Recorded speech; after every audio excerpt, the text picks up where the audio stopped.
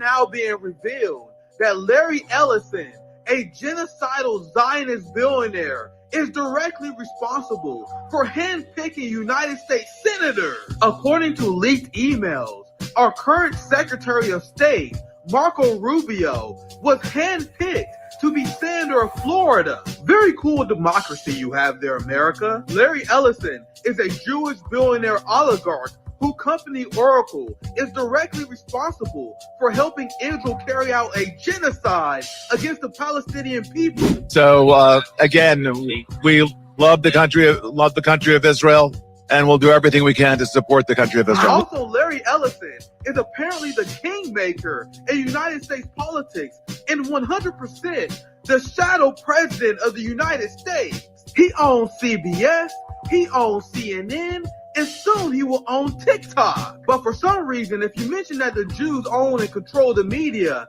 they say that's an anti-Semitic conspiracy theory. These motherfuckers have been gaslighting us our entire lives. Larry Ellison and his genocidal Zionist friends now own TikTok, and they are banning and censoring people who mention AIPAC influence in American politics. It's time for Americans to come to terms with the fact that we have no sovereignty.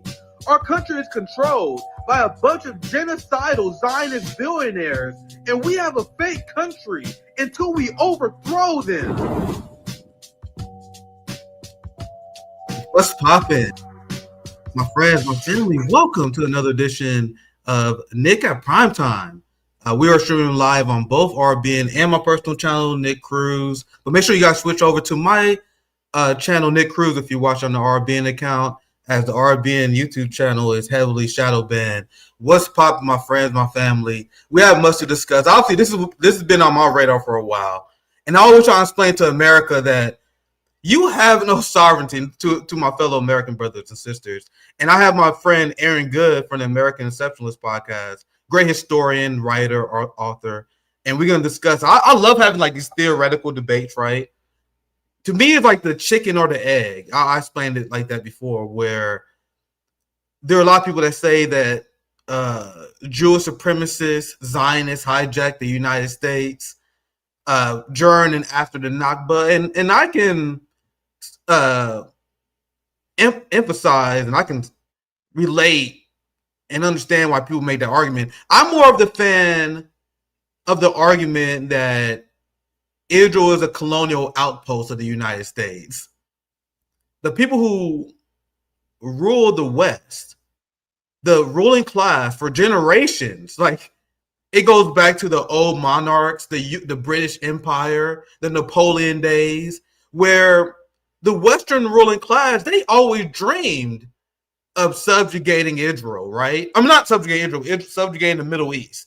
They always wanted to dominate the Middle East, the same way they always wanted to dominate Russia. That's what the Ukraine war is really about. So it's not that Israel and not like Jewish supremacists hijacked, and this is my opinion, the West. It's just Israel is a colonial outpost of the United States that served their interest. And they admit this all the time. Well, why do you guys think there's such a diehard support among the ruling class for this country that does no good for us, that does nothing but put a target on our back? It's a way for the ruling class and these oligarchs to control a region that their fathers and their grandfathers and their great-great-grandfather tried to control for a very long time. That argument, I think, is more coherent. It follows the systems of imperialism. Israel is part of the giant system of United States imperialism. But don't get me wrong, man. If I'm talking to a right-winger who that argument is above, I would straight up tell them that, hey, man, yeah, Israel hijacked our society, straight up. Whatever it takes to get the dub. You got to know your audience, man. Right-wingers, that shit works amazing on. Whenever you just say, hey, man, Benjamin Netanyahu owns Trump. Donald Trump is a cut to Bishop. That's like the best way to win over the American patriots, even though I don't necessarily agree with that overall analysis. And this is my hotspot. I'm going to bring Aaron Good on that thought. Larry Ellison, who I believe is the shadow president. Larry Ellison, the billionaire Trump friend who part of the TikTok takeover. Here's another one. This billionaire Trump ally and his son are building an unprecedented media empire. But if you mention that Jews culturally have a disproportionate control of the media. Like people who have no problems mentioning that Irish people are disproportionately CEOs.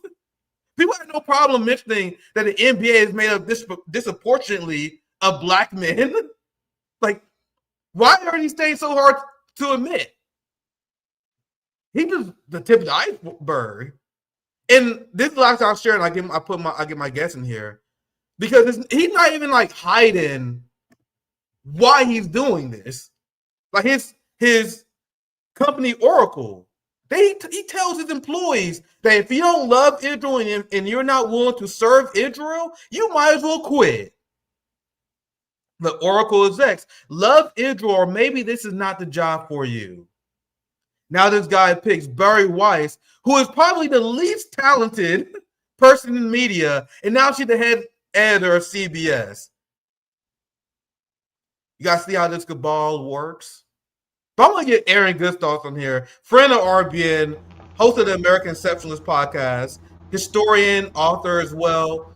And I love your takes on the CIA. We discussed that a lot. Your takes on the JFK assassination and the CIA ties with that. Aaron Good has a lot of great information that he can share with us tonight. What's your thoughts on this, Aaron Good? Welcome to RBN once again. Yeah, thank you for the invitation. And I think that the questions you were raising are important, and your analysis is somewhat contradictory in that you would say that Ellison is the shadow president, and then but Israel also does everything that the U.S. or that Israel is a colonial outpost, and they kind of are. I wouldn't go as far as either one, but there are elements of truth to both of these. The real question is, what is it that determines U.S. foreign policy? It's not so much, in my reading of things, a question of Israel is here and the US is over there, and one is either in control or not in control. What you're really talking about in the US is an oligarchy of wealth and power that determines foreign policy and the grand strategy of the US empire.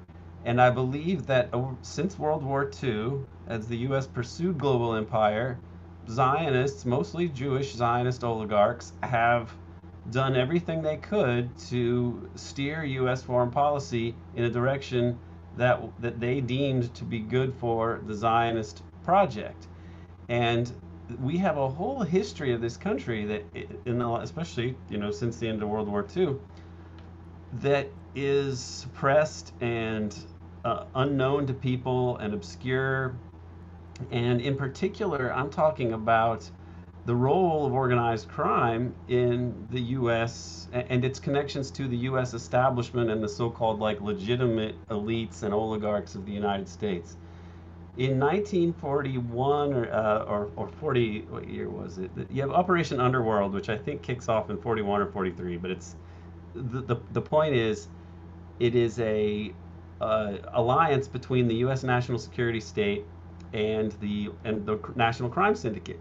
And Meyer Lansky was really the head of the National Crime Syndicate, along with Lucky Luciano. But Luciano was in jail, and Lansky was not. And Meyer Lansky, who is a super Zionist person, his family immigrated from Poland, I believe, and he along with Luciano organized the mafia, as it was, or the organized crime, the mob, into a nationwide organization. And the U.S. partnered with them, the precursor to the CIA, which was called the OSS, and naval intelligence. And they gave them control of some of the docks in order to supposedly stop sabotage, but of course that helps to bring in a lot of drugs. And that's the part that they always leave out when they talk about Lansky. They always talk about him as this guy who was into gambling, and so on, but they leave out, because he established Las Vegas. But the drugs were the real money. And in 1945, the President of the United States, Harry Truman, a mobbed-up fellow himself, really from a corrupt, mobbed-up political machine in Kansas City run by this guy named Terry Pendergast, he is vice president and then president after Roosevelt dies. In 1945, he gives Meyer Lansky the Medal of Freedom, in a secret ceremony. He gives the head of the National Crime Syndicate, the head of the organized crime in the United States that has essentially a monopoly on the drug traffic, he gives him the Medal of Freedom. And in 1945, also, Lansky sets up in Mexico with an associate named Harold Meltzer this big drug pipeline of heroin and so on. And in order to be able to launder that money, he sets up the city of Las Vegas. And this is really how Las Vegas gets founded by Meyer Lansky and Bugsy Siegel. And it's really set up in order to have these casinos that deal with high cash transactions, lots of cash transactions, which is perfect for laundering drug money. So that's the origin of Las Vegas, which I think gets established in 1946, really. So this is intertwined with the Teamsters and so on. The Teamsters, along with Meyer Lansky and Jimmy Hoffa, the Teamsters, they were some of the key people involved in getting the arms to Israel in 1948. And they establish this organized crime syndicate, but they also have protection. Meyer Lansky has protection from J. Edgar Hoover at the FBI and the head of the Federal Bureau of Narcotics, Harry Anslinger. So, as well as the CIA chief of counterintelligence, James Angleton, who, not coincidentally, handled the Israel account. So he interfaced with Mossad in a very secretive way that a lot of the rest of the CIA wasn't even aware of. So the National Crime Syndicate was protected by essentially law enforcement and the national security state, and they controlled a monopoly on the drug traffic, and they laundered it all in places like Las Vegas and other banks around the Swiss banks. People like Tibor Rosenbaum are connected to the Rothschild family, and they are running all of these. And you wrote all this down in the book, didn't you? I have some of this in, a lot of this is in Peter Dale Scott's book, Deep Politics and the Death of JFK, as well as a book he wrote in 2010 called American War Machine. Peter is really the guru of people who studied the clandestine and mob-related aspects of the American establishment. A lot of my dissertation is based on his research. But what I found in doing a big oral history project with Peter and in studying more closely some of his work is that he, for personal reasons, namely that I found this out after talking to him, he was given death threats.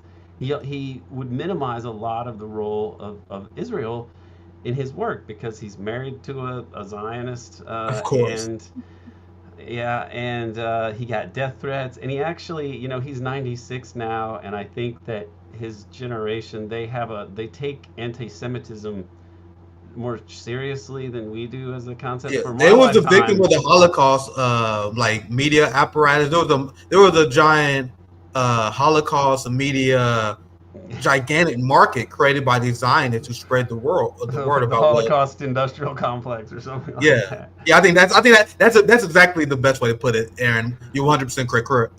Please continue. So he noticed all of these things and he wrote about them. With Jack Ruby and the Kennedy assassination, it's especially obvious because he has all these ties to the crime syndicate. I mean, Jack Ruby was far from, a low-level mafiosi or whatever, the way that they tried to describe him. He was there was a guy named Lewis Kuttner who was his lawyer. In the early 1950s, there's this thing called the Kefauver Committee, and they investigate organized crime for Congress. And Lewis Kuttner said after Oswald was killed by Jack Ruby, he says that Ruby was a syndicate lieutenant in Dallas, and he testified to the Kefauver Committee about Chicago, where he had been, in exchange for them leaving Dallas alone and not going and investigating Dallas very much. So all these investigations into the mafia, they tried to, with Hoover and the head of the FBN, they tried to recast it as an Italian thing. So it's the mafia, it's the Italian mafia. And this is kind of a myth because they're just one component of it. They're almost like the retail component of it. But really, Lansky, with his control over the money laundering aspect of it, and because he had really the fix with the authorities, meaning he was never wiretapped. In all the years that they were going after organized crime figures, he was never wiretapped. The only U.S. high official that really went after them and the Las Vegas mob seriously was Robert F. Kennedy. And he gives up on that after his brother is killed, but he notes that the guys that Ruby was in contact with before the assassination were all the people that he talked to on the Rackets Committee. And Ruby was in the room when a Union official was murdered in 1939 named Leon Cook, and that union was taken over by Dorfman, this guy Paul Dorfman, or maybe it's Alan Dorfman. I always get him. One's the son, one's the stepson. But this marked the beginning of the Teamster, the mob takeover of Teamster pension funds. So all these truck drivers that are in the unions, they pay into this pension fund, and then the pension funds can make loans to people. Well, they make a lot of loans to Las Vegas casinos to build them up and to build this big illusion of Vegas, which serves to conceal that it's also a massive drug money laundering operation. And additionally, Ruby, close associates of Ruby, were involved in this high level murder of James Reagan, who was the guy that controlled the gambling racing wire service. It was this nationwide system of like getting the earliest results on horse races and so on. And it was a way to corrupt local governments and city governments, especially because if they start taking bribes for a little bit of gambling, what's the harm there? But then you've kind of got them for everything else because they're on the payroll of the mob and they're compromised. And this way of compromising officials and law enforcement, the way that plays out with the syndicate, it ends up having a big role in politics. And so somebody like Ruby, it becomes too big to fail. The Meyer Lansky once said, the National Crime Syndicate is bigger than U.S. Steel, which was the biggest U.S. corporation at the time. They brought in so much money, and I think that this is a source of some of these oligarchs that are super Zionists, is that they are very networked into this Zionist, political project, and so which seems to control the fix. And by the fix, I mean the people that are allowed to engage in economic activity like drug trafficking and so on, without having to worry about the officials, law enforcement officials, busting them. And remember, guys, there are Likud party members who often mention all the time that Jews are above the law. So there's a lot of belief in the ruling class that coincides with it. They 100% would support this if it helped fund their activity, right? But please continue, Aaron. Good. So what I'm saying here is that these are people who have some agency, okay? People, you hear like some of these fake left people say, oh, don't say that the U.S. overthrew, the government of Ukraine, because then you're taking away the agency of these Ukrainian, National Endowment for That's the Democracy Cory Bush troops, left. right? Yeah, I mean, it's so silly, the left, what passes for the left in the U.S. But these are billionaires. I mean, they're billionaires at this point. Larry Ellison, the Adelson family. And, it's quite notable that when they wanted to assassinate Assange and they wanted to surveil Assange, they used the Adelson Sands Casino security outfit. And that the Sands Casino was literally a Lansky joint.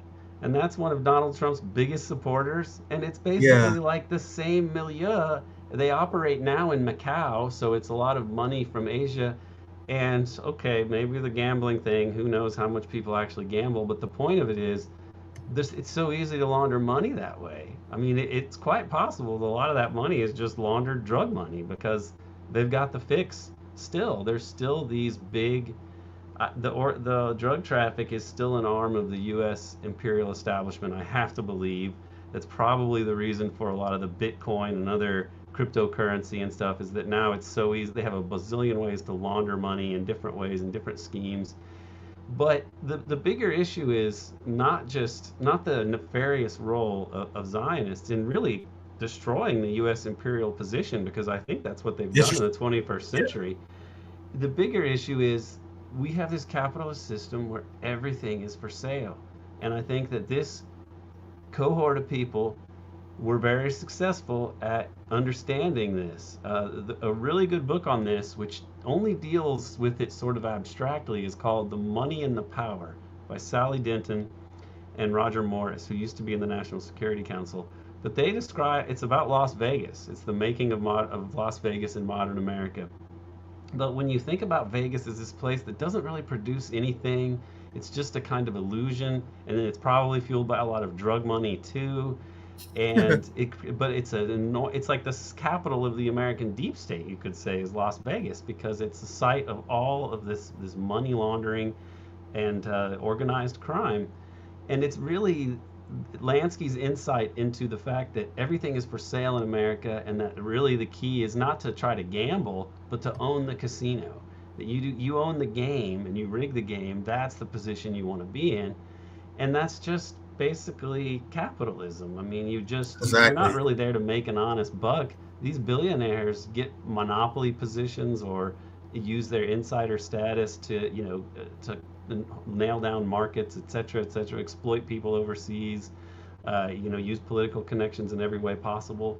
There's a problem with our system that is all we've organized a civilization around money and expropriation and exploitation, and that's the heart of the problem. It's not this or that group, this or that ethnic group, or whatever. Although in this case, No, no, Zionism trust me, I agree has a with that. crazy role in all of this. No, trust me, I 100% agree with that. And especially the American capitalist interests are inherently tied to imperialism. That's why I often say the United States is a glorified arms dealer masquerading as a state, which is why the social programs are so shitty because they don't care. Or And it's if just a I crime was, syndicate. It's a big crime syndicate. yeah, crime syndicate, and they love selling weapons. That's part of what many mafias and crime syndicates used to be. They've been Sell guns around. anything. Sell Yeah, anything. Organs, sell traffic drugs. people, drugs, Yeah. everything. We're gonna. I'm already loving the direction of this conversation, Aaron. I'm gonna end the RBN stream. If you're on the RBN channel, it should automatically redirect you. I think Zoya's live. I think she set it up where it will automatically redirect you to my personal channel. If not, you can always click the link in the description. If it didn't work, because this is the first time we tried it, so I'm gonna end the RBN stream now, and I'm gonna continue this line of discussion because you mentioned earlier, because I'm enjoying this opportunity to pick your brain that my argument that the United States is a colonial outpost, plus Larry Ellison being a shadow government, shadow president, kind of contradictory. I'm gonna try my best to try to get you to understand my train of logic and my train of thinking there, and see if I can win you over. I want your thoughts on this because Larry Ellison, who now owns CBS, who now owns a massive amount of the news, who has substantial power over the American public, how they think, and he's hand selecting senators. He playing a big role in the Trump administration. And I am of the belief that none of these presidents are true intellectual thinkers. They're not leaders. And I don't even believe they are directing shit. In my personal opinion, I believe every single president we had, especially at least in my lifetime, has been nothing but a puppet in the suit. Why do you guys think the United States foreign policy does not change between every single president? You have a puppet who is supposed to be the charismatic person, and they went to, apparently it works because they get millions, tens of millions of votes. Like white America, they love Donald Trump. He's the figurehead. Like you put some person now who's charismatic while you have the true motherfuckers run the scene. And this may vary and differ based on who's president. For example, during George W. Bush Jr., Dick Cheney was that motherfucker. Once again, I think it's very. Dick Cheney was that motherfucker. And I think you can make the argument that he was a shadow president under George W. Bush Jr.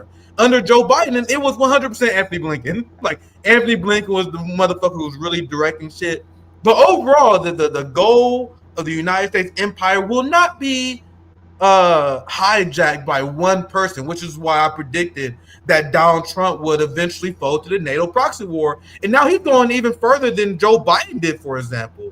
And there are a lot of MAGA people who are confused by that. Meanwhile, I called it 2 years ago. There was a lot of people who was, yeah, I don't blame them. They want to be positive about the future. They say, man, we got to support Trump over Biden, Trump over Kamala, because at least he will end the Ukraine war. And whenever people say that, I'm like, man, you sweet summer child. That is not going to happen. I don't know exactly how it's going to go down, but I understand how the empire works. That is absolutely not going to happen. And I was proven correct. So that's my argument. Like, I think people like Larry Ellison, like the hardcore neocons in Donald Trump administration and the Republicans in the background, I think they're the ones who really run the show. I think with Larry Ellison with the most power because he's the most wealthy person in the world. Like people were saying he's worth more than Elon Musk. He got that shadow money. He got that shadow money that's hard to count.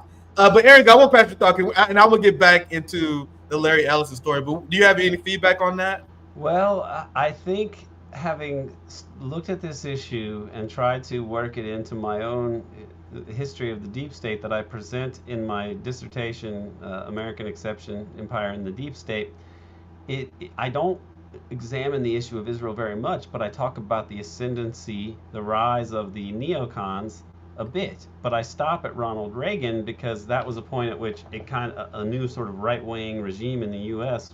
was more or less established, and it's been continued ever since. However, the one thing that has surprised me and is very weird to learn, and but there's more and more that I find to back this up, is that George H.W. Bush, who is an imperialist, who's a corporate, Wall Street capitalist to the bone, an oligarch from an oligarch family, he saw the peril, and I believe that Reagan did towards the end of his presidency. He saw the peril of Israel's influence in the United States, and that it was geared around this Greater Israel idea. And that it was because of their obsession with Greater Israel, it was incumbent upon them to control American politics as much as they could and really manipulate it. And even if you go back to Kennedy, there's a section in the memoir of Dobrynin, who was a Soviet diplomat who knew Kennedy well, in his memoir. And he says, yeah, Kennedy told me that there were really two people that stood in the way, or two groups that stood in the way of better relations with the Soviet Union.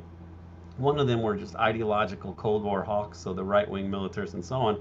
And he says the other one was a certain ethnic group. And so Kennedy was kind of, delicate about it, but he took this to mean, pro-Israel, like Jewish people, but specifically Zionists, right? That they were just dead set against any peace in the U.S. But that wasn't really the position of, any peace between the U.S. and the Soviet Union. But this hardcore Cold War position was not really the position of most American Jewish people. They were probably a little bit more on the liberal side and less hawkish side. It was really these oligarchs, and it has to do with Israel, I believe, that they needed the U.S. to have an aggressive posture towards the rest of the world because they could exert influence over the U.S. foreign policy apparatus.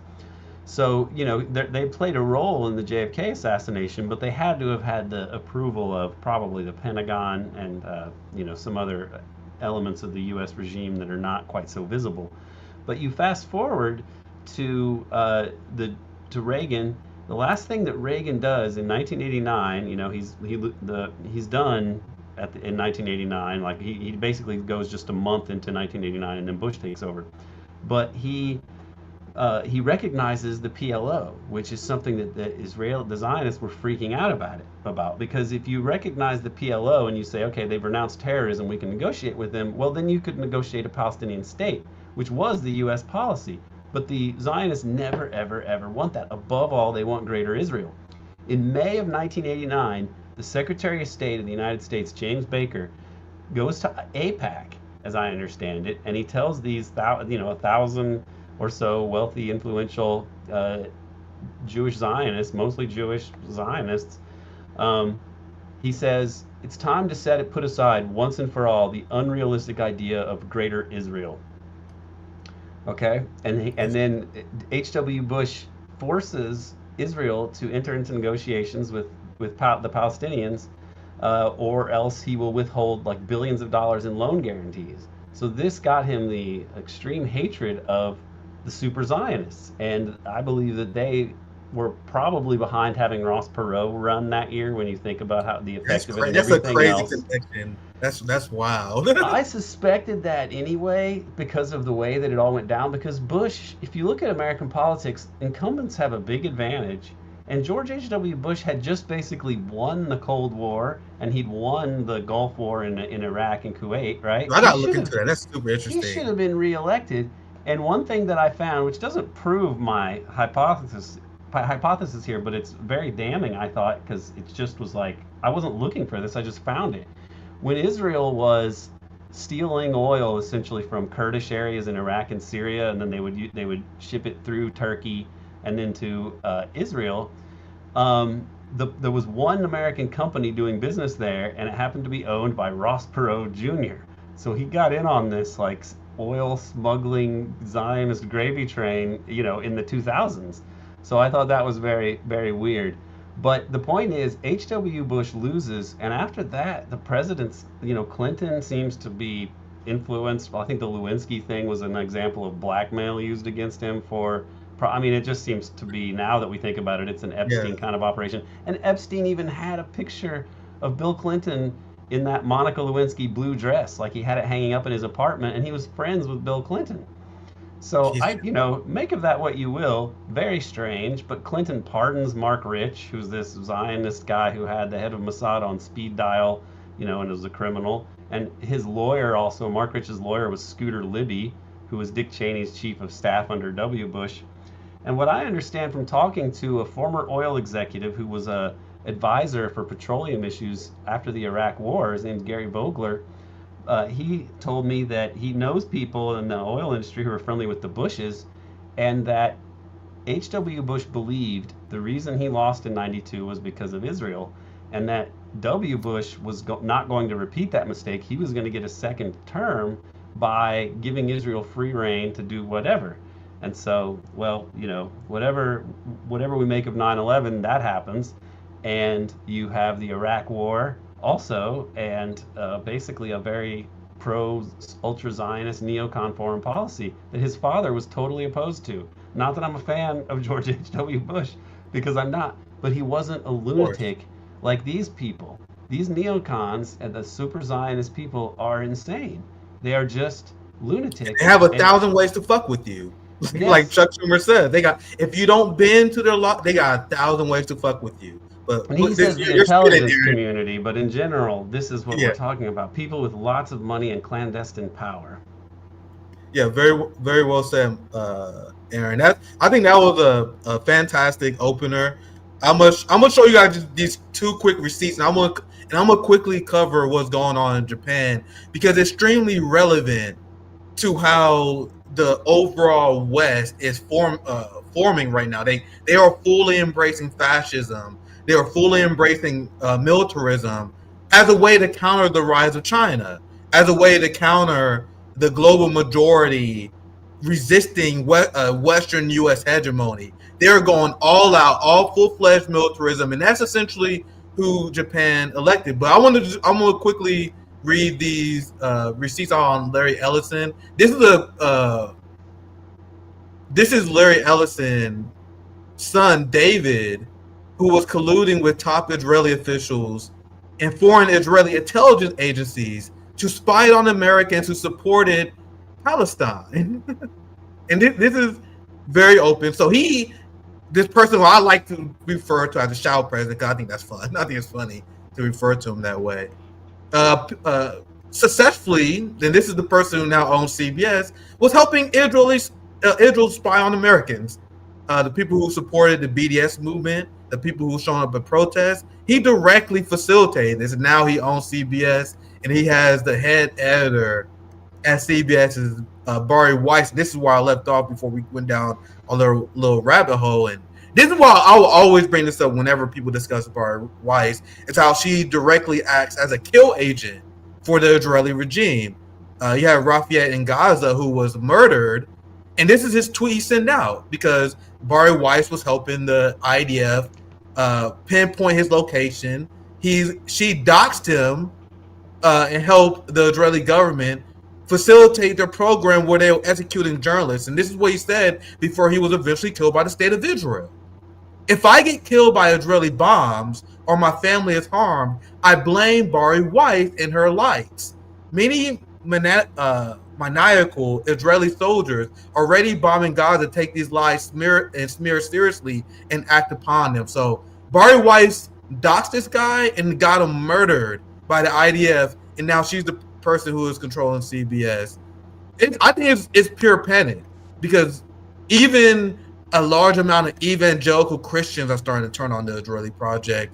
And now this is reporting by my friend Sarah and DDG, how there's this massive coordinated project by Israel to blast propaganda in conservative Christian communities, because they are panicking over losing them. They knew that, like, Black Americans and young Americans, they was already losing them. The ADL said Black Americans one of the greatest threats to Israel, but losing your core base is what truly make them panic, and that's why they're engaged in this mass propaganda psyop campaign. Aaron, I want to get your thoughts on this before I switch topics.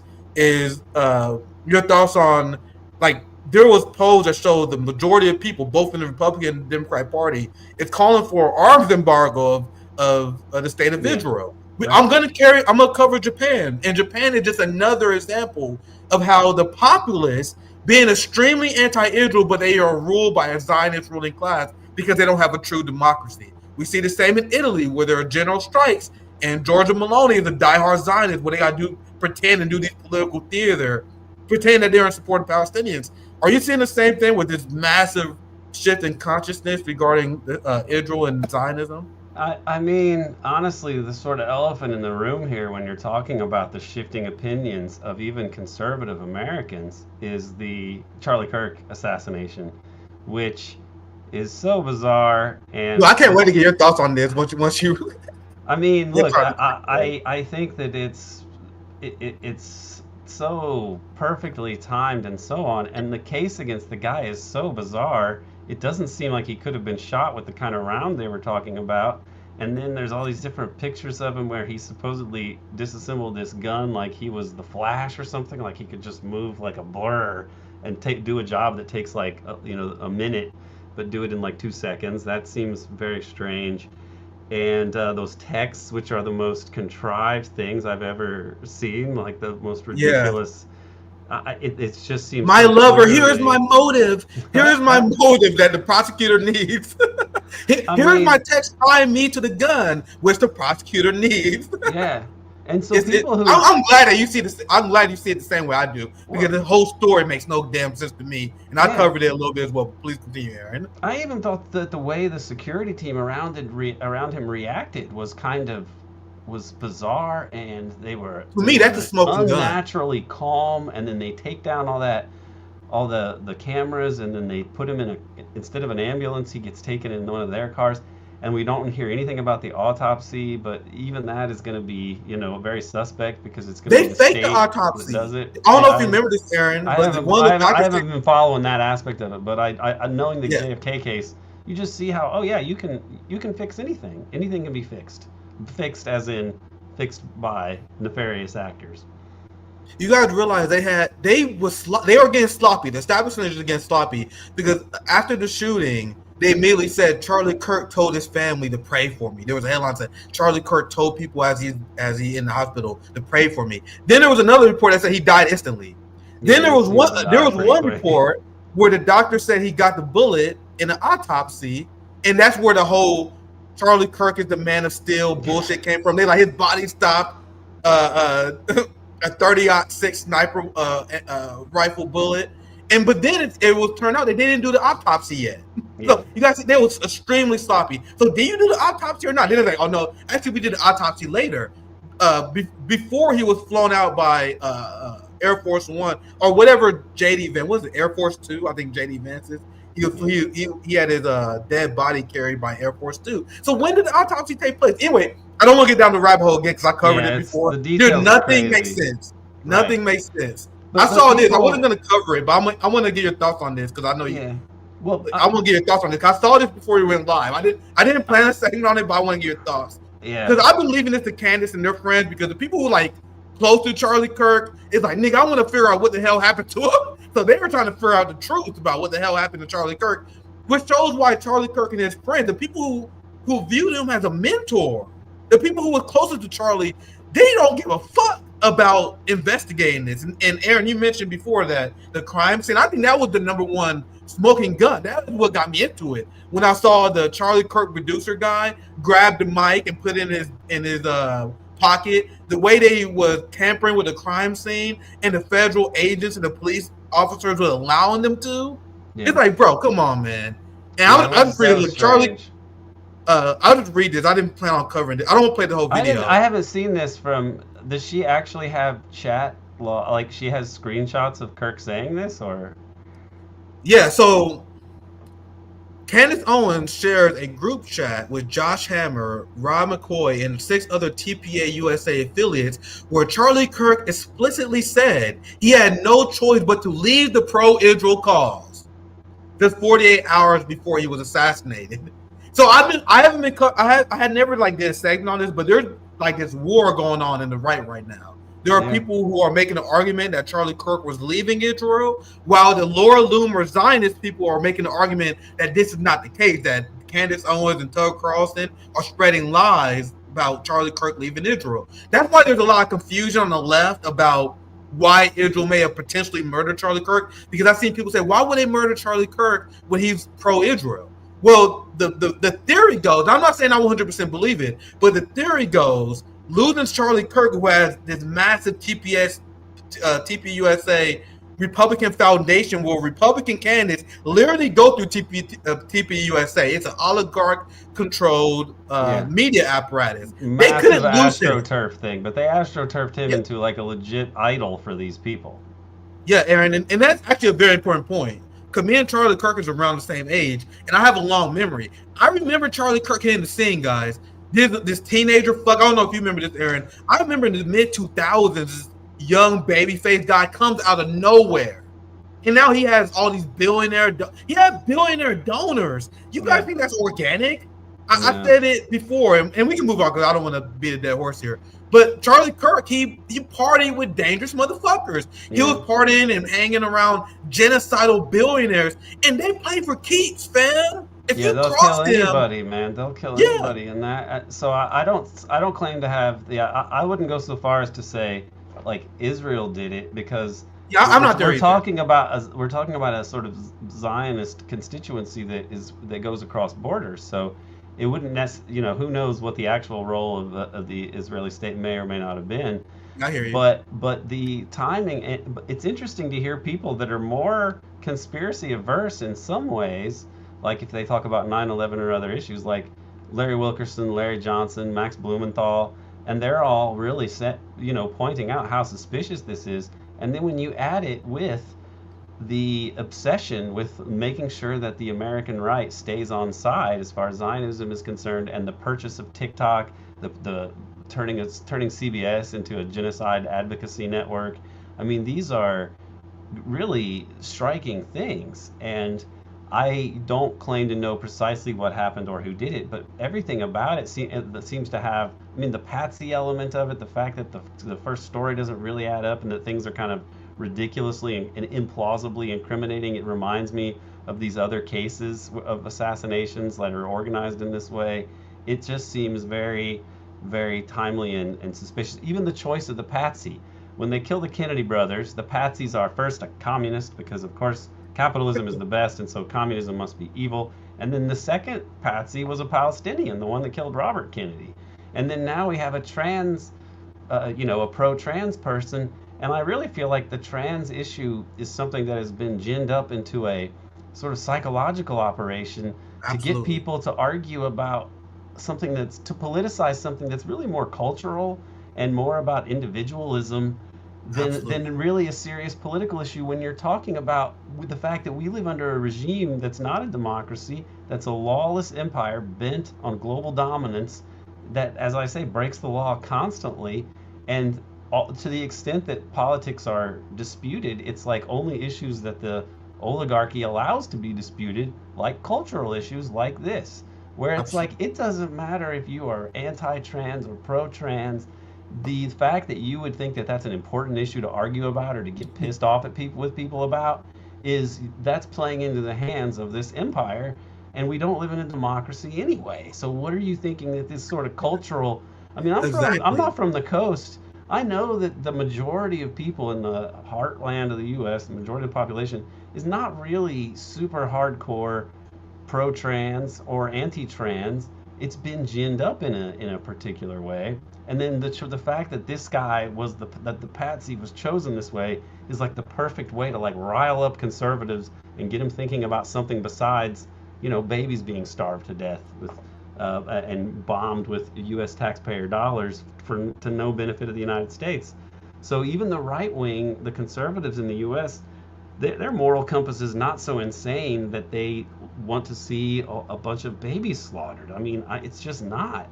And they have different political ideas of what is good and what is right, but there's really nobody that, except for these fanatics who want to see babies slaughtered for Lebensraum. I mean, this is a very disturbing project, and in the 21st century, it has brought down the U.S. empire. The Iraq War, the Afghan War was a disaster. Syria, what we did in Syria is not good for U.S. foreign policy. All these sanctions that we've tried to put on everyone. The empire, because of these neocons, is actually circling the drain now, I believe. Really well said. And as much as I want to spin off your amazing thoughts, because me and Aaron, we can go down these rabbit holes all day. But I'm gonna get to the Japan story. If you guys haven't seen it, check out my hotspot brother Nico. I did a great hotspot live with Nico and David Hadayan. Bro, look at these numbers that Nico put out. He put out these hotspot videos exploring the background of Erica Kirk and how they lied to you about everything. I didn't mean Kirk. Let me show you this.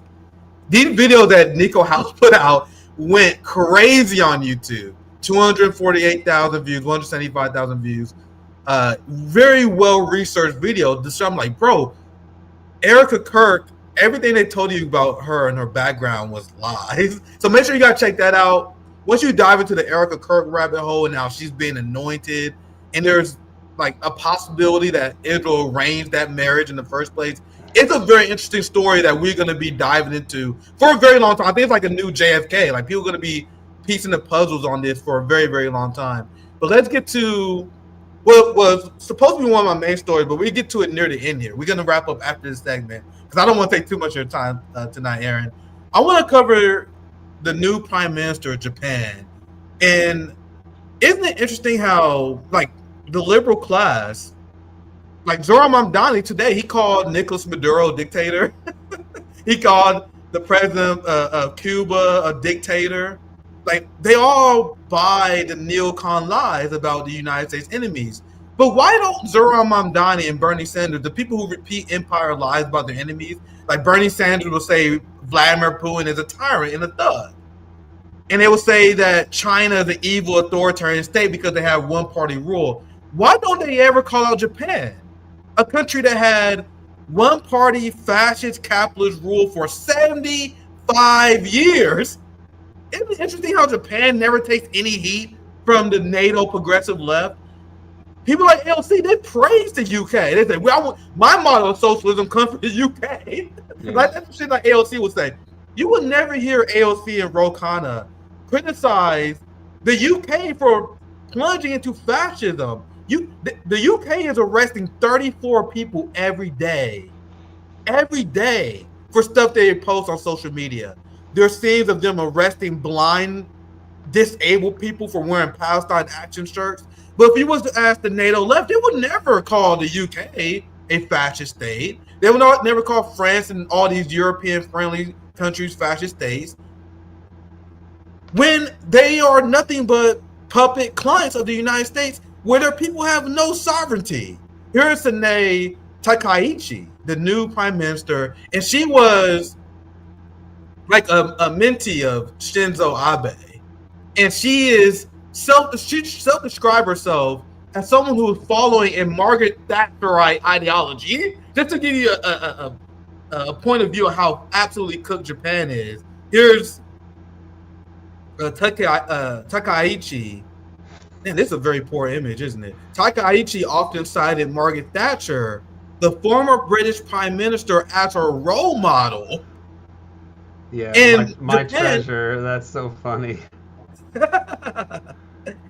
Yeah, feel free to. I was just doing a quick presentation. Feel free to chime in anytime. Yeah, there. I mean, I could talk about Japan. My feel free. My book is actually. It's funny that you mentioned this because my book is being translated into Japanese, and I'm going to be writing a new preface for it soon. And part of the reason I think they liked the book, the people who are doing this translation, is because I describe the LDP. She is from the so-called Liberal Democratic Party. Japan's been a one-party state. And the LDP itself was founded with a massive slush fund that was funded, financed by the theft of platinum and diamonds and such from China, especially. That a Yakuza man who was made into a surrogate for the Japanese Navy and the army. Some people have said he had the rank of rear admiral, but then that's kind of disputed in Japan, so I don't really know. But at any rate, this guy, his name was Yoshio Kodama, and he founded the LDP. He was in jail as a Class A war criminal and should have been tried and probably hanged for his crimes against humanity. But instead, they let him out of jail, and he takes this huge slush fund of like $75 million or something like that, and it becomes the secret stash slush fund of the LDP, this new party, which is essentially a CIA party. It's a CIA creation. This guy Kodama was a hard right-wing guy, an ultra-fascist militarist, part of the Japanese empire up to that got defeated in World War II. But the U.S., just as in Europe, they don't execute all the Nazis, especially the guys who were like on the the lower levels, the technicians who were like murdering people and such. They employ them in different ways. So in Europe, you get Gladio, and with all these networks of mafiosi and big business people and ex-Nazis and Italian fascists and so on. And in Europe, or in East Asia, you get the East Asian People's Anti-Communist League, right? And in Japan, one of the main figures of this anti-communist league is Kodama, the guy who founded the LDP. And it's just, you have Meyer Lansky and his connections to Harry Truman and the Democrat Party and so on, right? In the U.S., this mobbed up party to a degree, and a mobbed up political class. But in Japan, it's similar. You have a kind of the oligarchs and the overworld of corporate power in Japan is married to the underworld of organized crime, and that was what fueled that empire. So it's very similar to the U.S., and then that's why they are able to become a puppet of this right-wing imperial project that the U.S. has embarked on after World War II. And not every president was really aware of all the details of all these things. It was kind of a policy that who really knows who was commanding it all, but they set up this right-wing infrastructure and political infrastructure around the world. And in Japan, it manifested in this one-party state, essentially, that was a puppet of the CIA and was extremely tied to organized crime and, right-wing crank networks. And so Japan has just been this, it's not been a sovereign country at all. It's been occupied essentially by the U.S., and this new prime minister seems to be an extreme example of it. It's like with her politics, she kind of reminds you of the Milei guy or whatever in Argentina. That's perfect. Where it's just like, these ideas have been discredited by now. In 2025, these people shouldn't be still getting elected. They're going to wreck their countries. And Japan is somehow stable despite all of the changes in the U.S. empire. But at some point, you have to think Japan might assert its own national interest as the U.S., as they are tied to a sinking ship, essentially, in the U.S.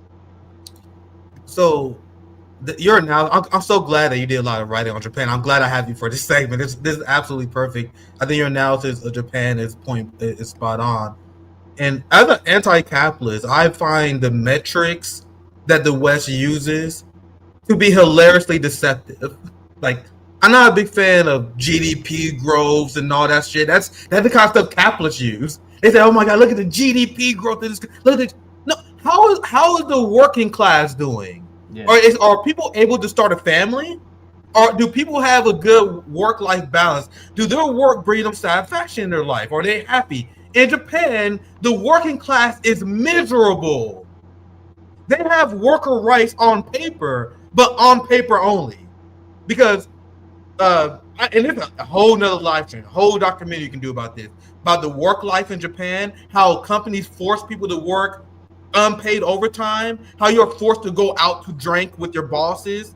Like, it's a whole conversation about this, where that you are forced to put unpaid hours in. And they got a lot of things on the books that are easily circumvented because they are a corporate fascist culture.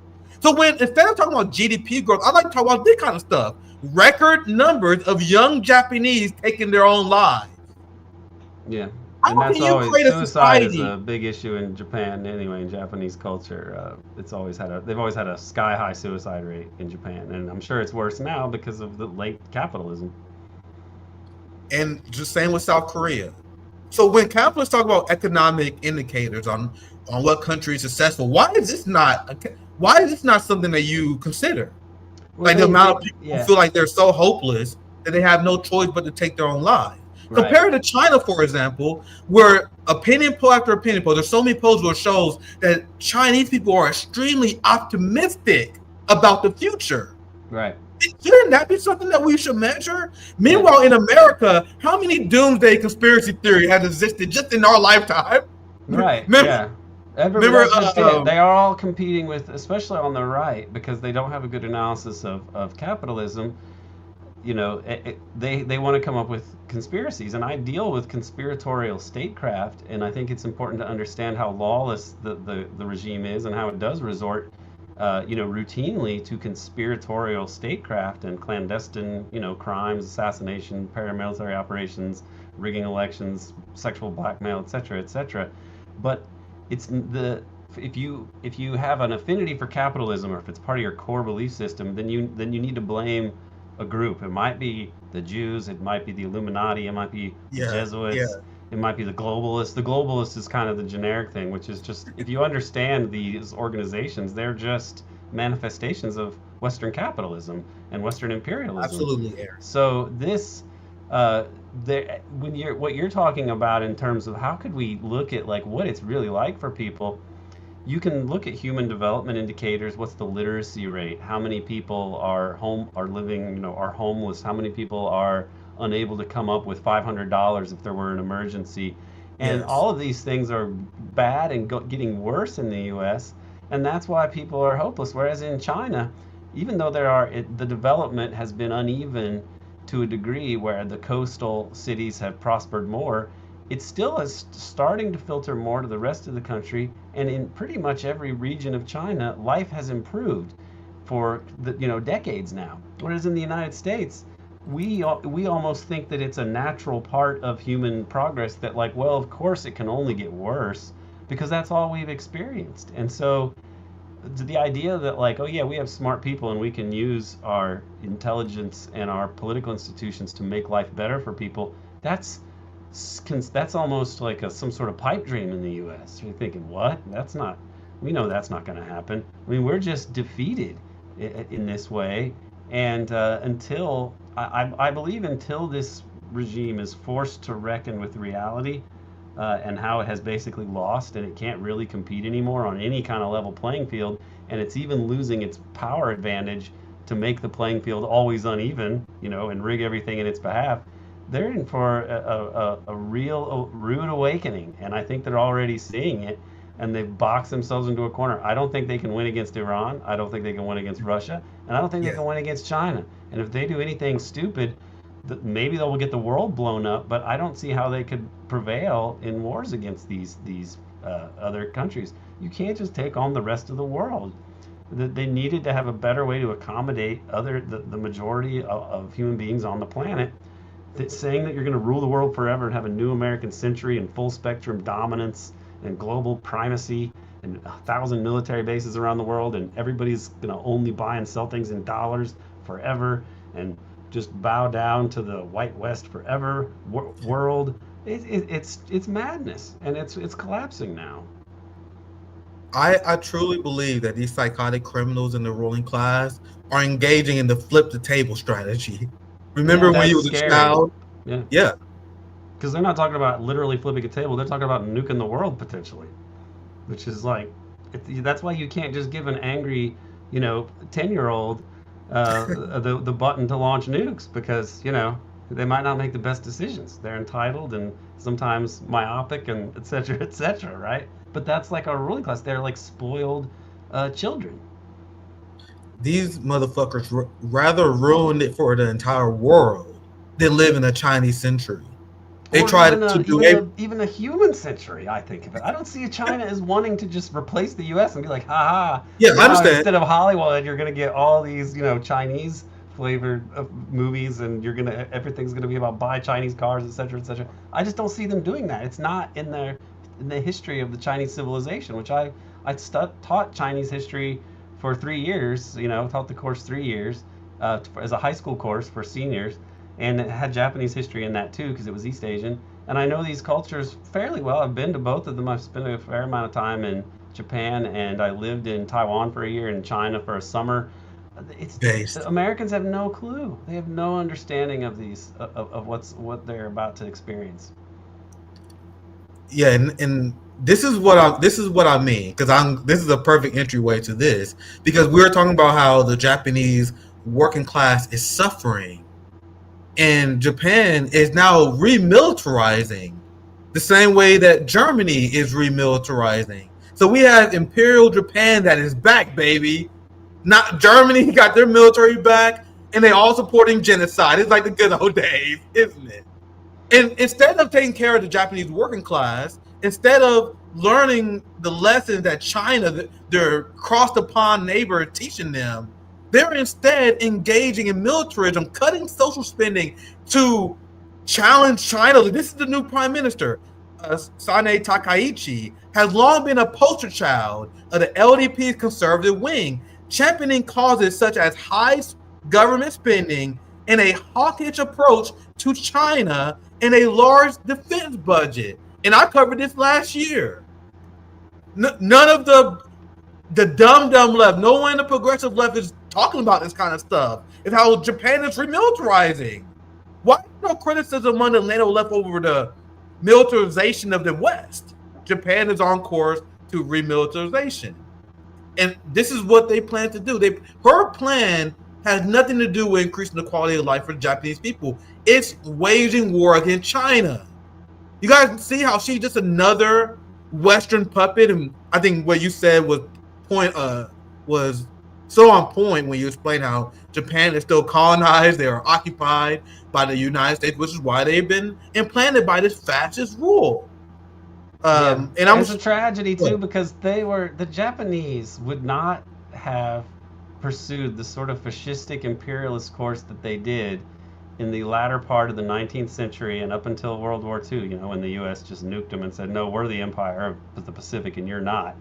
I mean, which is really what that was about. They did that because the U.S., even before the Civil War in the U.S., so in the 1850s, they sail into Tokyo Bay and they forced them to sign a treaty with trade for the U.S. They said they've got these gunboats and they're like, you're going to do business with us. You're not going to be isolated anymore. You're not allowed to be isolationist. You have to trade with the West. And so the Japanese said, well, this seems to be the way of the future. We're actually superior to these barbarians, but we need to copy their technology and their methods to some degree. And so they became like a copycat of Western imperialism. But it was really it was the West that kind of spurred them to do this. It was American imperialism that led them to think, well, we have to become our own militarist empire, and then we can do to East Asia what they've done around the world, and we'll be like a little mini empire, and we'll be better because we're Japanese, we're better. I mean, so there's definitely some like chauvinism there, but it's all they were copying the West first because they were the victims of Western imperialism and they didn't want to be, so they thought they would become strong, and then their empire fails because honestly the West wants to rule the East as well. The West wanted to be the U.S. especially wanted to be the hegemon. When Japan was taking over all those countries in East Asia, those were all colonies, like the Dutch East Indies, British Malaysia, Hong Kong, which was British, the U.S. controlled Philippines. These should not have been. They were attacking Western colonies. They weren't attacking indigenous people or whatever. They were actually just going after the colonial possessions, and they wanted to make them their own colonies. So this history is really wild, and it's just run its course. I just think that the world is ready for a post-imperial age of kind of cooperative internationalism. China is leading the way there, and I think that that's just the tide of the future. And this may be the last gasp of the LDP because how much longer can they keep up with this when the living standards of people and their precarity is just going to get worse, and it's going to be more obvious that the U.S. is not this benevolent world leader of freedom and prosperity that you want to be attached to. And based on what you said with the world going against and leaving this imperialist mindset, that's why it's even wilder that the Japanese ruling class is doubling down on it. Because one of the reasons why I hint that Japanese is a heavily fascist culture is because, just like the United States, their opinions are not represented. There are some people who got upset when I criticized Arab countries, and the same principle apply here. I am not criticizing the Japanese proletariat the same way I didn't criticize the proletariat in the Arab countries who are pro-Palestine, but who are led by Muslim Zionist leaders. The same applies to Japan. If you ask the average young Japanese politically minded person, they're actually base as fuck. They stand for Palestine. They apologize for Japanese war crimes in World War II. The younger Japanese generation is very cognizant of what their country has done to China, and they are very apologetic about it. Meanwhile, the far right party, the Nazi party, and what Sanae Takaichi, what she believes that Japan did nothing wrong in World War II. This was the position of Shinzo Abe, which is why he is despised in China and despised by the Japanese Gen Z, because he was like, man, Japan should never apologize to China what we did. And I did streams. I know you talked about this on your show before as well. Like the war crimes that Japan did against China in World War II was some of the most barbaric, like the scientific experiments, the torture. Unit 731. It's one of the things I'm like, man, it's so dark to read. Meanwhile, people they tried to like reattach limbs to people. They would like cut off one guy's arm and see if they could attach a third arm to like transplant a third arm onto a Chinese patient. It was subject, let's say. It's just horrific stuff. It's just the face of fascism. It's horrifying. I can't even describe some that the experiments that they did with Japanese women vaginas as well. It's too horrific to do it. I don't like reading about this shit. Chinese women and Korean. Chinese, that what I meant. That what I meant. Thank you. They use chemical weapons. I was at this island off the coast of Japan, and it was on the maps at the time. Japan wouldn't even put the island on the maps, and it was where they produced all their chemical and biological agents. And they used them in China. They wouldn't use them against the West, except they may have actually tried to. If you read the work of Jeffrey Kay. He's a researcher in these areas. They may have actually sent some balloons to the U.S. to try to use some chemical warfare, but the point is they used them against the Chinese, and they killed, the better part of 50,000 people with chemical and biological agents during World War II, and that's kind of swept under the rug by and large. So, this is a dark past that they are flirting with here. I don't know how much the younger. I don't have my finger on the pulse of the Japanese youth at all. I'm sure there are some that are as you're describing, and that maybe that is the sort of majority of the younger generations. But I saw a report a few years ago for them. Yeah, I saw a report a few years because I dived into this when Shinzo Abe died. Remember how Shinzo Abe was assassinated, and I went down a rabbit hole, and I discovered that Japanese Gen Z hated him because Japanese Gen Z are more culturally aware. They have access to information. They know what their government did, and it's weird in parallels because the Japanese right in their own culture, in their own way, they essentially call the Gen Z left. They're like, "Oh, you fucking woke pussies." We shouldn't apologize. It's the same parallel, the same way they smear our white allies who say we should pay reparations. The same white allies who are upset at the crimes of our empire. The right wing would say, "Oh, you fucking woke white guilt pussy." That's the same thing that the right wing in Japan does to the younger, more left wing Japanese people. And as someone who is, I never want to attack the proletariat of these countries. There's a lot of people think I do when I go out. That is not my intent. I'm going after the ruling class because these people are victims, and they've been struggling to change their government forever. I went down this entire rabbit hole where they can't stand Shinzo Abe and these neo-Nazis. This guy here, I had this up on the screen. The new prime minister of Japan literally did Hitler apologia before.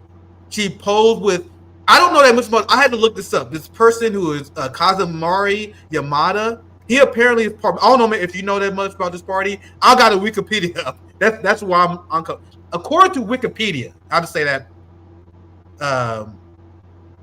this party is a open neo-Nazi political party. I was quickly skimming this before the show. They praise Adolf Hitler. I don't know exactly all the quotes, but essentially they do the standard neo-Nazi shit. They're not necessarily a super popular party in Japan, but they was very close with the prime minister though. Yeah, so it seems the Japanese right is, part of the Japanese right, and I guess if you're part of the LDP tries to seem more respectable. They aren't typically as overtly. Yeah, they're not this far right on. But when you see these kinds of connections, and then you see how they're trying to do strange things about, not apologizing or addressing World War II crimes, and so on. It's very weird. I mean, as you're pointing out here in that part, they're like anti-Jewish, like they praise the September 11 attacks. It seems very convoluted philosophy if you're gonna be part of the Japanese right, which is kind of subordinated to the U.S., which is really very much under the sway of Zionist oligarchs. So it's kind of incoherent. But yeah, he seems to be a very slimy character that you would think that the Prime Minister of Japan would not want to be sitting next to, like American presidents don't want their pictures taken with David Duke, for example. Yeah, isn't it funny something how many parallels there actually are? Because Kazanari is like, I guess, like their Nick Fuentes. Yeah, I mean, that seems like it might be about right. Because Shinzo Abe and her party, they are more like the establishment Republican. Like they try to distance themselves from this crazy shit. But yeah. Shinzo Abe, and from when I dived into this, was a shift hard right for the party, because a lot of people in the party always distance themselves from the Hitler apologia. And Shinzo, when his right of fame was like, man, I'm tired of you motherfucking pussies apologizing for Imperial Japan. Look it up. That was Shinzo's entire thing. And she is his mentee. She's someone who looks up to Shinzo Abe. She has the same exact beliefs. So let's think about it. So she's a Nazi apologist, a puppet of the West, someone who is advocating against war against an enemy of the United States on an interest in behalf of the United States and NATO. Who does that remind you of? She's the Vladimir Zelensky of Japan. Yeah. You want to know what else she had in common with Vladimir Zelensky? Oh, what's this? She was a TV star too at some point, or she just did some karaoke here or something? Damn, you guys know I was in lab cooking. The second I saw that she was selected as prime minister, I immediately was like, let me look into the chick. And just like Zelensky, and just like every single one of these puppet leaders, they always come from entertainment. It never fails. And I will let you get your opinion on it, but I'm gonna play the video. This is a video of the new prime minister of Japan singing on some sort of award show or whatever. So isn't it funny how the Western puppets always pick, the Western ruling class always pick their puppets based on who are the best actress or singer? Here's a little bit of it. Here's the prime minister of Japan.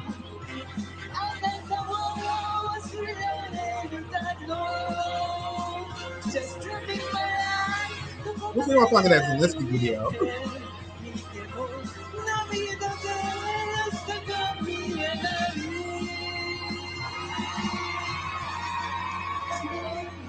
That's so weird. So I'm sure there's an analysis there somewhere about why the Western ruling class always like to choose these people who are too ugly and untalented to become famous in Hollywood. Well, I mean, we had Ronald Reagan, who was an actor. Exactly. Donald Trump was really a reality star. He was no kind of political thinker or figure. Exactly. This is just I mean, people should go back and watch Idiocracy, I think, and sort of exactly. laugh and cry, because the spectacle is all that there really is, and if you don't have any real substance or any honest argument to make about how you're going to improve people's lives, I guess you just have to dazzle them with some sort of media glitz or something. I mean, not even like Trump. I guess he has a certain kind of charisma for some people. I always thought he seemed sort of silly. Me too. Me too. So, but this is I think a late capitalism, pseudo democracy, the last days of the democratic facade. Yep. I feel that this is what we've been living through in the 21st century. It's really, it's insane. It's insane. I think that's the on-point analysis of what this is. This is what the face of the new ruling class is. They pick these puppets. Go back to my earlier analysis. They need an entertainer, a puppet, just like Ronald Reagan. Yeah, it's the new mask of the ruling class, let's say, because the face I think that's a good way to put it. But I know what you mean. Yeah, that's a good way to put it. And having the richest man in the world as a Zionist who's going to buy up all the media, it's like if you would have talked about that decades ago, it'd sound like some anti-Semitic conspiracy. The richest man in the world wants to buy all the social media sites in order to brainwash people so that they accept greater Israel and the glory of Zionism and the extermination of the Palestinians. That sounds like some David Duke conspiracy theory or something. But it's like this is the richest man in the world is a Zionist billionaire who wants to own all the media to brainwash everybody, so that they'll be cool with genocide. I mean, what? This is what's happening. So I'm calling her the female Zelensky. Yeah, I don't know that she can do that move though. That's pretty high level. Hey boy, that boy Zelensky throwing it back, son. This boy throwing this shit back. Exactly, this is the people that the West love. I know you probably at some point, if you do enough cocaine, you can do that move. That's what I've heard. It's a very high level move. On point, Aaron. But you gotta see the point I'm making, that all these fake ass Western puppets that are they all coming from entertainment. They all throw it back like Zelensky. I can show you guys some more clips. I just found this quickly while Aaron was speaking. There's so many clips of Zelensky being a fucking clown. This is why he was chosen, fam. And like you mentioned earlier before, Donald Trump, he was on The Apprentice, and that's our president. How did you do our that president's to a our Stone great Cold leader? Stunner. Yeah. That's horrific selling, Donald. That's horrific. Come on, man. You gotta sell the Stunner better than that, man. I don't think he's especially athletic in his prime, and he was probably in his 50s by then. So I think it's a funny point. I think it's a funny point as well. Yeah. This be the last thing I'll cover, and then we begin to wrap up, because like I said before, the Japanese youth is actually based on what I've seen, just like the United States, Japanese youth is somewhat progressive for their society. Just like the majority of the global population, they stand for Palestine. I've seen Japanese pro-Palestine protests ever since I covered the topic. It's always been a thing that I've always seen. But you want to know what the official position of the government is? During a time where Israel was committing a genocide, during a time where even France, the UK, and Canada was acknowledging a Palestinian state, Japan did not. Yeah. You want to know why? Because the ruling party, they are diehard Zionists as well. Here's Japan. Well, they just do whatever the U.S. says. They do whatever the U.S. tells them. Yeah, that too. I think that's why they're hardcore Zionists. I think that's the point that everyone needs to accept. Here's a clip of Japan speaking on the issue of Palestine. We'll begin to wrap up after this, because I just want to emphasize the disconnect between the average Japanese person and the ruling class, which exists in capitalist society. This is what happens.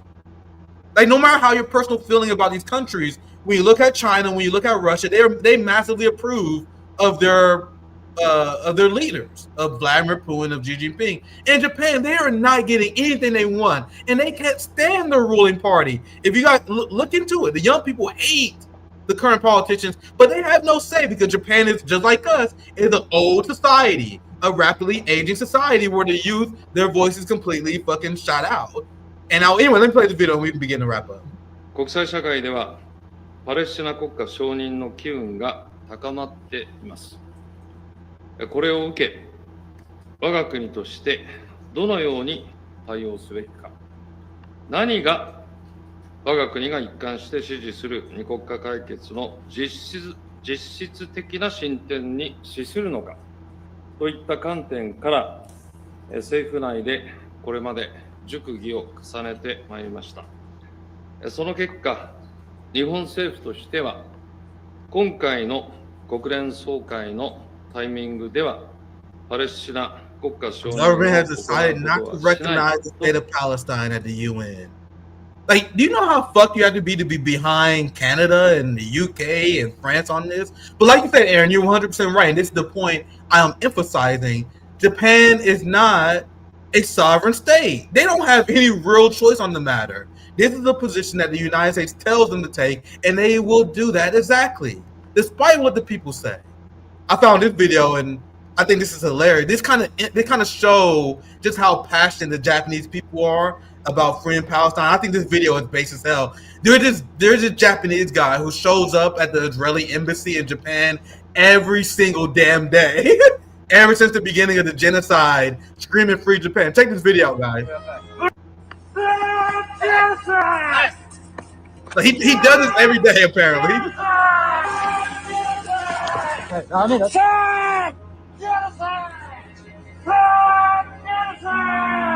ちらにちゃんとした決められた場所がありますので。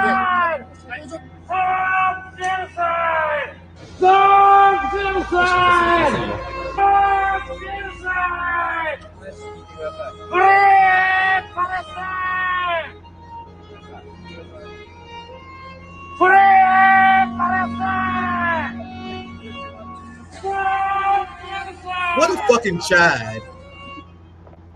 That's the man who deserves his own anime. I will watch that 100%. But anyway, I think we begin to wrap up here. Aaron, I'm gonna give you any final thoughts regarding the situation that Japan put them in.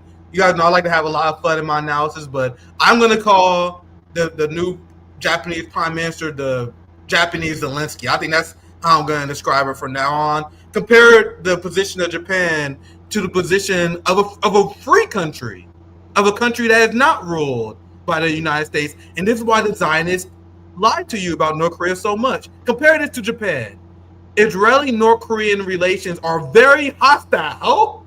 North Korea does not recognize Israel, denouncing it as an imperialist satellite. They never acknowledge Israel. This is why they want you to hate North Korea, why they want you to love Japan uncritically. That's my final thoughts. Aaron, anything else you want to add before we begin to wrap up the stream? It was a great stream, man. There were a lot of thought-provoking things you added to this discussion, and I appreciate it. It was great having you on, man. Yeah, well, thank you. I appreciate this and having the platform to speak to your audience. And with Japan, you know, it's not been a sovereign country since it was defeated, soundly defeated in World War II. The atomic bombs were more of a pretext, but it was a vicious thing that we did to nuke that country. It didn't really serve any military objective. And then we foisted this right-wing dictatorship, not dictatorship, but a sort of quasi top-down system on them. And they eventually need to take control of their own country and become a sovereign country. And I think that will happen eventually, but for now they're going to have to weather some probably terrible economic policies. I hope that they don't remilitarize and, you know, change their constitution to allow them to become a full-on, you know, militarist power again. But you know, I think that things may change more rapidly before that could even be brought to bear anywhere. So, you know, I'm just hoping that Japan and the rest of the world doesn't get blown up in some big conflagration started by the U.S. And if people want to follow my political and historical analysis, the American Exception podcast on Patreon is the place to find most of my work. And we do have a documentary film coming out soon based on my dissertation. So, you know, I have many hours of discussions about the dark side of the clandestine world of the American deep state, the U.S. empire, and all the crimes that they're committing and have committed and continue to commit. So people can follow my work if they like this kind of analysis. But again, thanks, Nick, for having me on. It's always great having you on, man. You bring so much knowledge to each discussion. I always got to make sure I bring my A game when Aaron is on. Make sure you guys support his channel, support his Patreon, I should say, and follow him on X and Twitter as well. And I gotta quickly shout this out. Sorry, I do add, but you guys know the RBN channel is dead, so we are switching over to my personal channel. That's why I'm gonna be streaming Monday, Wednesday, and Friday. Make sure you guys support me on Patreon because this channel is not monetized yet. I'm taking a financial hit by leaving the monetized RBN channel behind. So if you want to support me on Patreon, that's a great way to support me during the transition. The good news is we're definitely going to hit monetization by end of the month. I think they do it by month basis. And I'm already at my metrics I need because you guys have been knocking it out of the park. We already at like 2,500 watch hours. I only need 3,000. And we definitely get there by the end of the month. So I appreciate you guys showing support for the new channel. We got 1,500 people watching across all platforms right now because we've been trying to emphasize leaving YouTube behind. We try and get people on Rumble. We try and get people on Kick.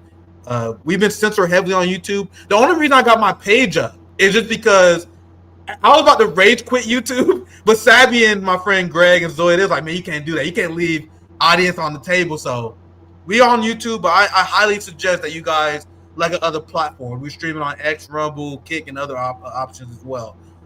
Make sure you guys like, share, subscribe. If you're new, come from the RBN page, make sure you subscribe to the new channel, Nick Cruse. We are becoming more decentralized, where each RBN member has their own channel instead of just one overall RBN channel. But thank you guys for supporting. Make sure you guys support Aaron Good. I'll be back on Wednesday with a solo stream. I got a lot to get on my chest. Friday, I'm gonna have my RBN brother Jamie Font. He'll be joining us on Friday, and then you guys know I'll be in Seattle over the weekend, speaking at Shamba Sawant's campaign launch event. So I'm giving a big speech there. I love giving speeches, and I love meeting comrades. There should be a lot of comrades there in Seattle. So it's gonna be a busy weekend for RBN. Thank you guys for watching the stream. Make sure you guys support Aaron Good. Have a great rest of your night, fam. Take care.